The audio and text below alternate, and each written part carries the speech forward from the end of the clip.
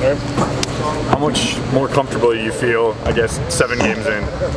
I feel a lot more comfortable now than I did at the beginning of the season. Getting a little bit more minutes. The coaches trust me, the players trust me. So I'm a lot more comfortable with my role that I'm playing with now with the team. How important is the role of point guard against a zone defense like Syracuse?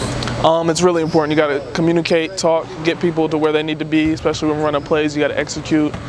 So the communication part is big, playing the point guard role. What's the hardest part about going against a zone? Definitely Syracuse's.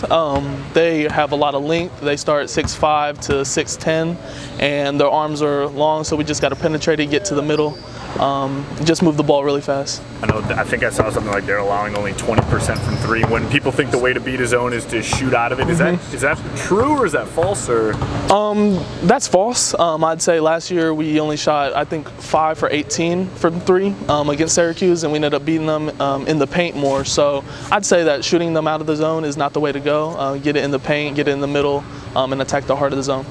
Considering you guys did that yesterday, is that a big kind of boost for you guys, that you guys can, when you get in the paint and execute, good things can happen?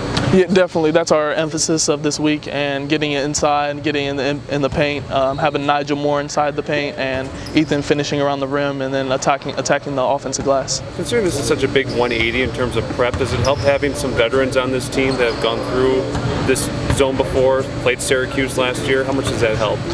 Definitely helps tremendously. Having them be there and having success against the zone definitely helps with the communication part from the older guys to the younger guys. From 1 to 17, they're all communicating and talking to us well.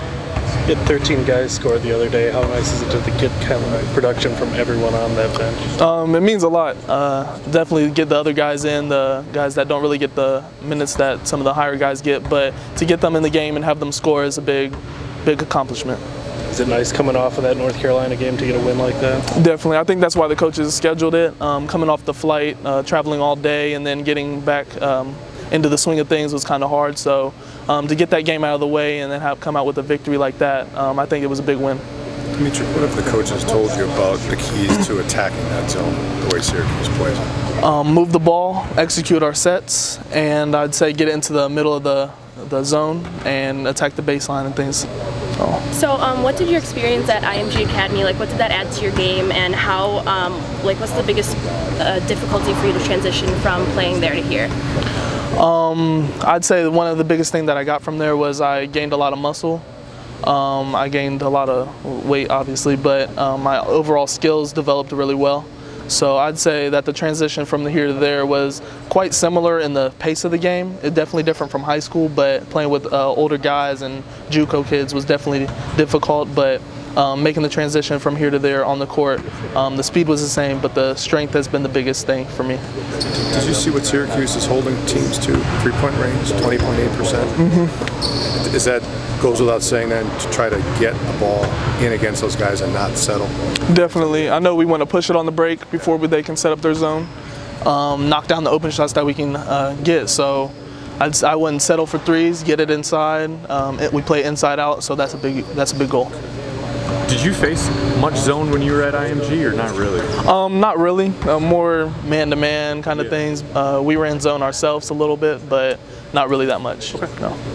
What does it mean to you that Coach Gard already trusts you so much this season, and what does that say about you as a player and his trust in you? I believe that it means a lot. It means a lot to know that I have his trust right now to be on the court and play with these older guys and more experienced guys. As a freshman is a big accomplishment and big goal. So I'd say that me being a coach's son has really helped. He trusts me more. So I'd just say that I really appreciate him trusting me. So this is going to be kind of the first big game, if you want to call it that, of the season here in Madison. Well, what do you expect the atmosphere to be like? I'm hoping it's a lot more lively. I hope the fans come out and support with great enthusiasm, and I know that we're going to come out playing hard. Has your brother given you any tips for facing them? Not yet. I haven't talked to him. I'm going to talk to him tonight. I know he played last night, so I'll definitely talk to him tonight about it. So how do you feel about playing in the lineup with you at the 1 and Bronson off ball? How does that? It feels great to be able to play off the ball, or have him come off the ball and me at the point, because it puts him in better situations to score. Him coming off screens more, not always having the ball in his hand, pounding it till the last couple of seconds of the shot clock. So I'd say getting him off the ball really helps him scoring wise, and me finding him really helps me for assists. So.